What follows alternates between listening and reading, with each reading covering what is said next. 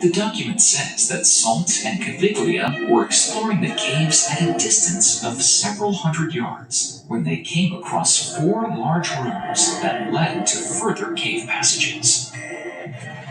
With the support of British Egyptologist Nigel Skinner Simpson, Collins reconstructed Salt's exploration of the plateau.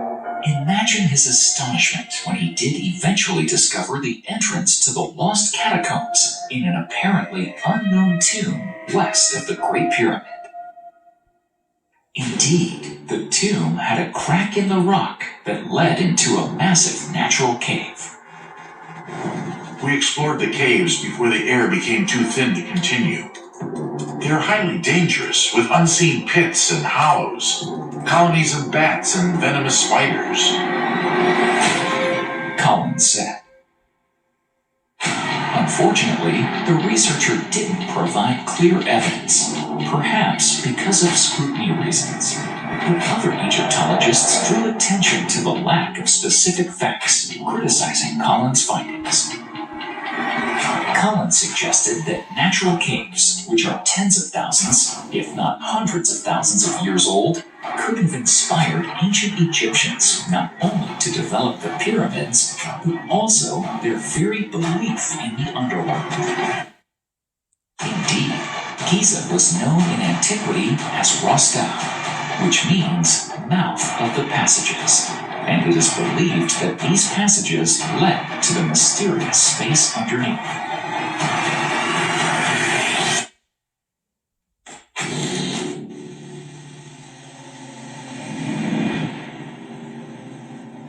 The mouth of the passages is unquestionably a reference to the entrance to a subterranean cave world, one long rumored to exist beneath the plateau.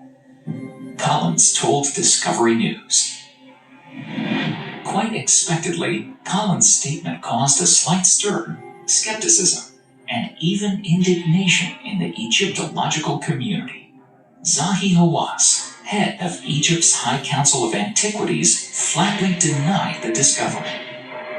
There are no new discoveries to be made at Giza. We know everything about the plateau, he said. But Collins noted that after extensive research, he found no modern mention of caves. To the best of our knowledge, nothing has ever been written or recorded about these caves since Salt's explorations. If Hawass does have any report related to these caves, we have yet to see it, Collins said.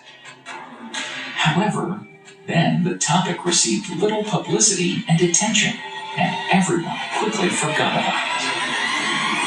Almost everyone. Of course, some enthusiasts continued their research and had to face some challenges along the way. And not only because getting permission to access the non-tourist part of the pyramids in Giza is not an easy task. So, 8 years after Collins recounts, Dr. Kathy J. Forty, a clinical psychologist and part-time fan of ancient Egypt, took up studying the underworld Giza.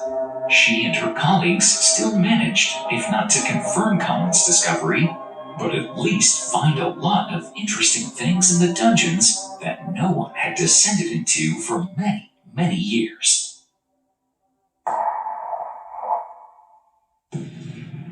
The goal of Forty's expedition was to descend into deep mines, which weren't really a secret, but didn't have particular publicity in popular sources.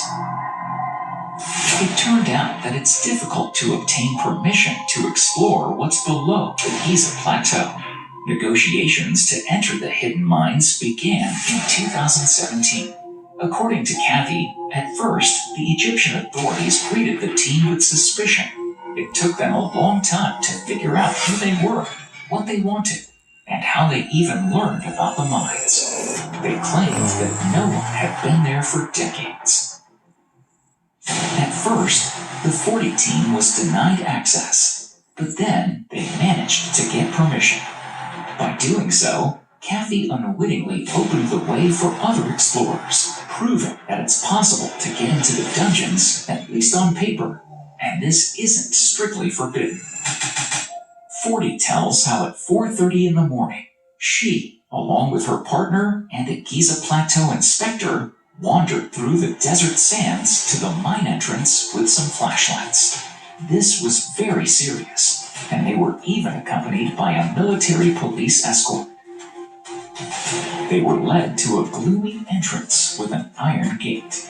The inspector advised them to be careful and said that the group should expect as many as 3 lower levels.